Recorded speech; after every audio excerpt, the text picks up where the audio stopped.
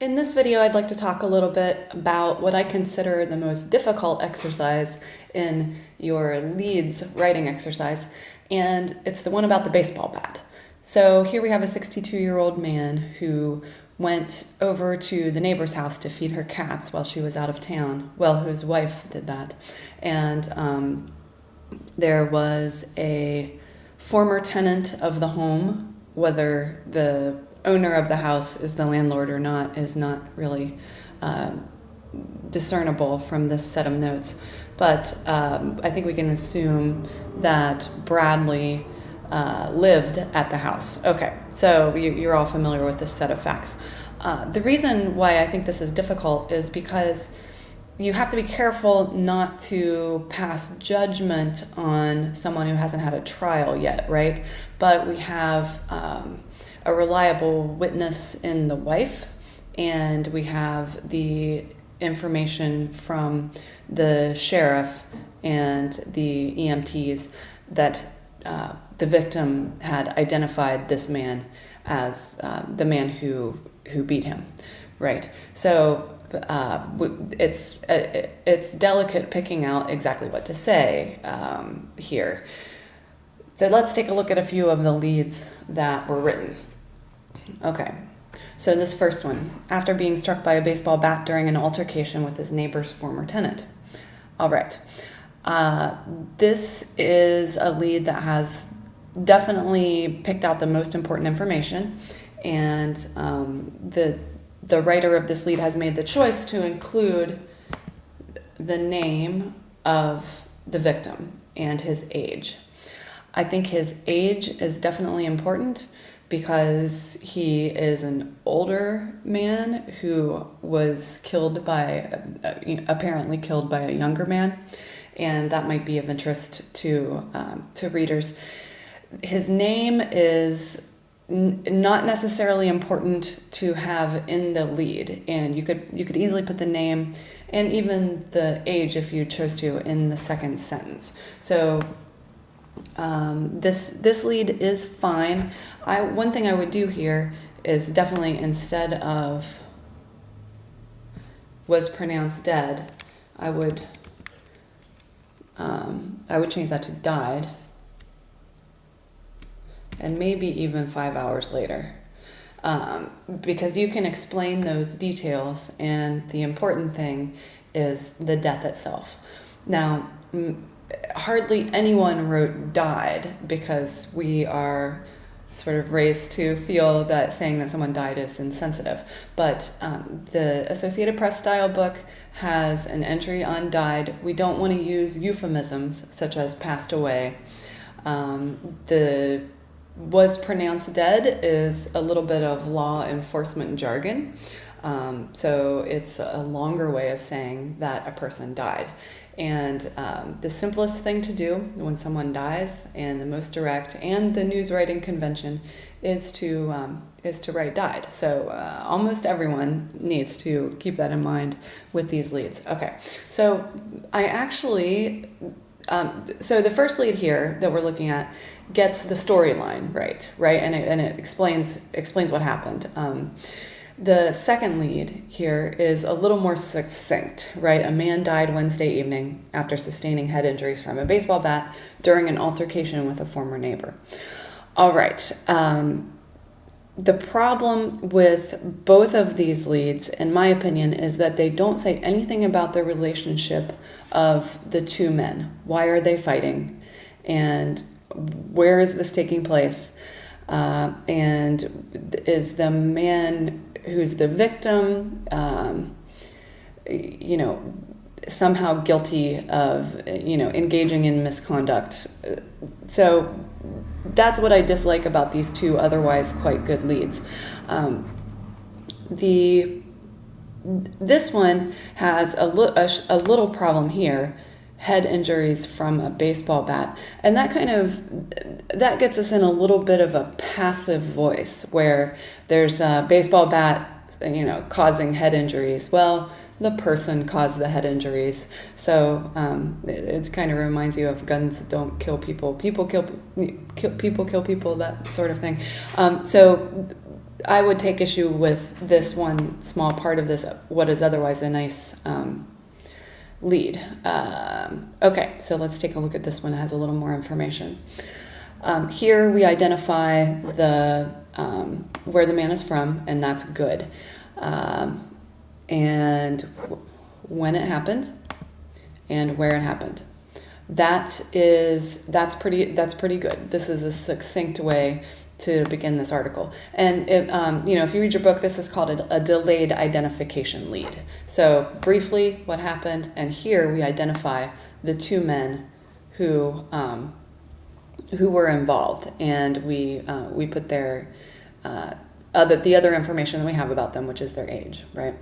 Okay.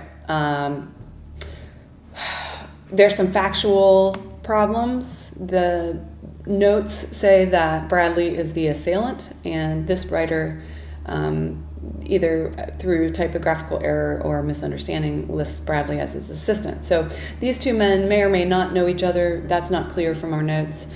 He's definitely not his assistant. So let's change that to assailant. And let's see. Bradley allegedly struck Michaels with a baseball bat after being found in a home that is no longer his. Here we're getting passive after being found in a home. Well, who found him? The wife found him, right? So she's definitely a part of this story. So we want to keep this sort of passive voice out of here. There's also, I would encourage you to read the AP style book entry on allegedly. Because it's considered among news writers a little bit hackneyed, I think.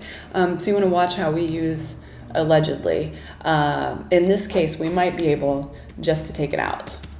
Or we could say that either the wife or Michaels said that Bradley struck him with a baseball bat, right? So we can have an attribution that this happened as long as someone said that he did it without actually passing judgment that he did it. One more final essential point about this lead is I don't like this phrase because it seems like it's either a euphemism for what happened or maybe a misunderstanding of the facts of the case.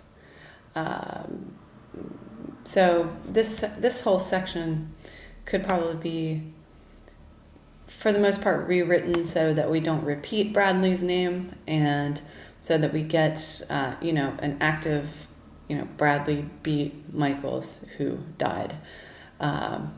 Okay, so yeah, but this phrase here is problematic for, a number of reasons.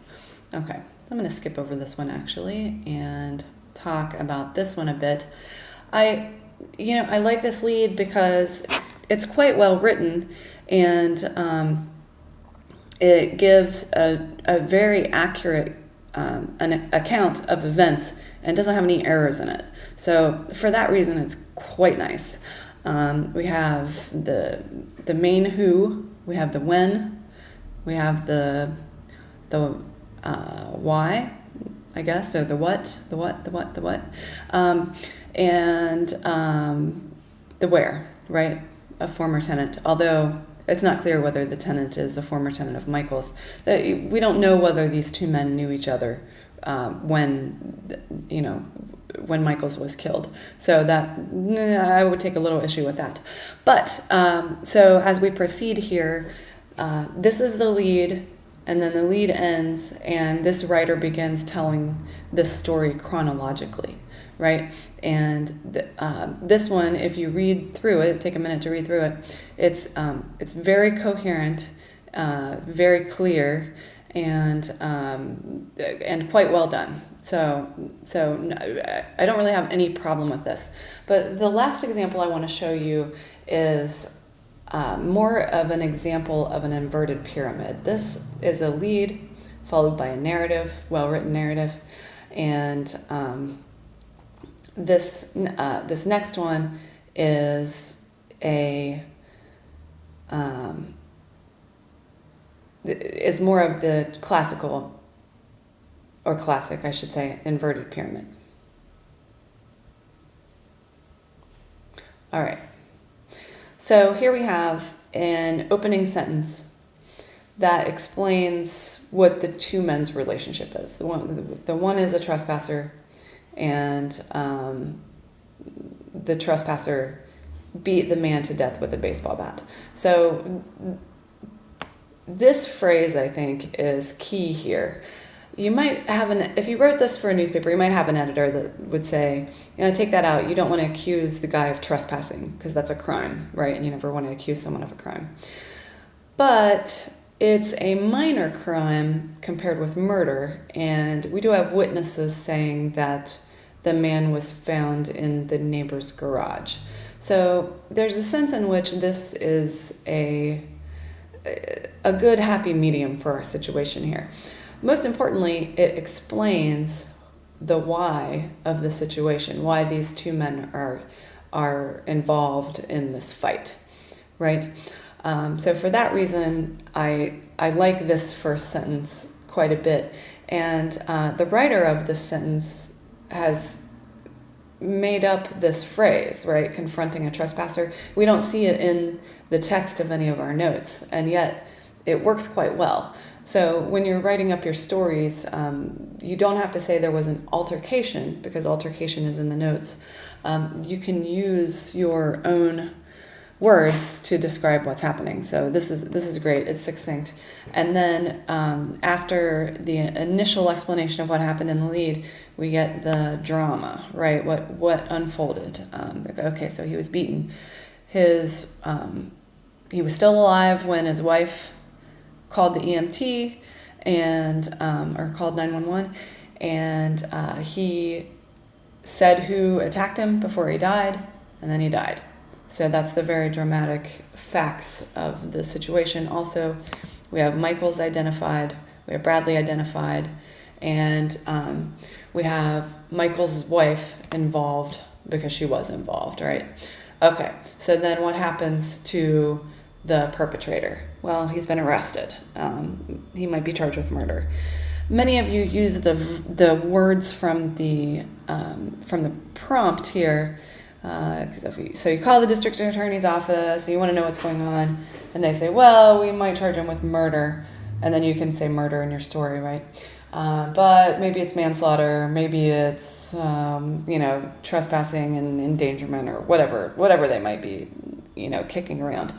But that's a bit mealy-mouthed. The important charge here, the big charge, is going to be murder, and they did say they're considering charging him with murder. So let's put that where it goes. Okay, so finally here we get around to the circumstances of the confrontation, right? How did Michaels come to be confronting the trespasser?